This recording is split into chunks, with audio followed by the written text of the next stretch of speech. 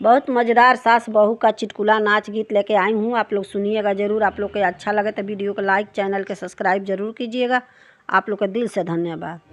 सासू जद जानी उछल जवानिया में, सासू जद जानी उछल जवानिया में, हम ही काम आएब तोहरा लटकनिया में, हम ही काम आएब तोहरा लटकनिया में।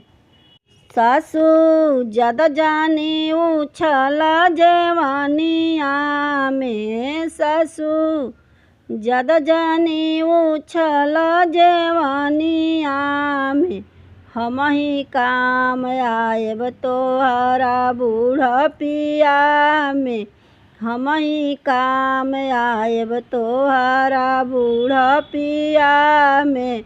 नाही करी हैं बेटा तोहर, नाही करी हैं बिटिया, नाही करी हैं बेटा तोहर, नाही करी हैं बिटिया। एक गिलास पनिया देबो हम ही लटकनिया में, एक गिलास पनिया देबे हम ही लटकनिया में।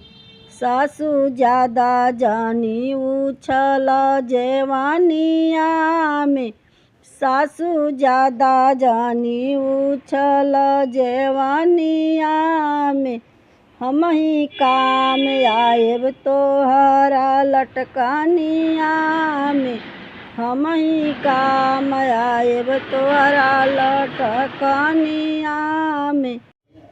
सासू जद जानी उछल जवानिया में, सासू जद जानी उछल जवानिया में, हम ही काम आएब तोहरा लटकनिया में, हम ही काम आएब तोहरा लटकनिया में।